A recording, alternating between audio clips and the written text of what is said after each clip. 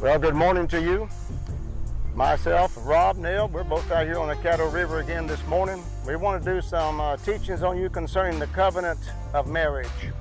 And we're going to be here for a few days doing this teaching. It's a beautiful river. The river's up a little bit. We might be doing some in the canoe, going up river, down river, doing some teachings for you. But stay with me. I've got some teachings on this for about maybe 4 or 5 of these on the series of the covenant of marriage, where we can show you the real reality of God, married to Jesus Christ, as well as a domestic marriage. Now, look, there's so much out there today, and the world has changed so much, and women have changed so dramatically, and they become more masculine, and the males have become more malakos, which is the Greek word for effeminate or feminine.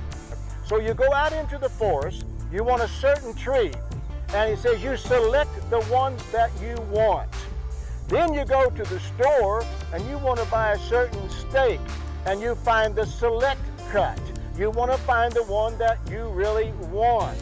So this is what God's saying about a covenant between you and your wife. You have made a select cut. Now that select cut means a circumcision, because it says as in walking between the pieces. So you make a select cut. I'm going to show you what that means in just a moment.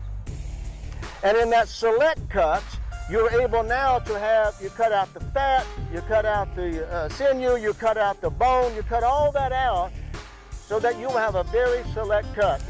Now, these are the primary aspects of the vicious cycle, the victim cycle, and the violator cycle. And then the victor's cycle, you have the more than a conqueror, which is an overcomer cycle, and then more than a conqueror cycle. These are the cycles that you will live your life in, whether you choose to or not.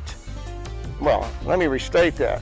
You really can choose. That's the whole issue today, is making a choice to get out of these things or out of one into another. But whether you acknowledge it or not, whether you believe it or not, right now as I'm talking to you, you're involved in a cycle. And the cycle that you're involved in is a cycle of life that throws you either into the dark side or either into the light side. It throws you either over into death, or it throws you over into life. So what really happens on this whole concept of covenants and contracts, if you have no covenants, you have no promise of your husband dying to himself and serving you. You have no promise of your wife cutting off her flesh and living for you. Jesus said, I laid down my suke. I lay down my right to myself for my bride. This is my covenant to my bride. I will not live unto myself. I will not choose. The select choice, the select meat here to be eaten is not the right to yourself. The select meat to be eaten here is the meat that you separate from yourself and eat the real choice piece, the precious piece, which is Christ. Unto them that believe, he is precious. So this time on your relationship to your husband, your relationship to your wife, I'm going to tell you there's been offenses in these marriages. That's what causes so much hurt and pain. And that's why there's separation and withdrawal, and that's why it leads over into judgments, and judgments leads over into divorce. So 2 things Jesus Christ said here. Offenses is going to come. You cannot stop people from speaking evil of you. You cannot get them to speak to you the way you want to. You cannot stop people from indicting you, accusing you, violating you. Jesus didn't stop that. He said, woe unto them that bring it.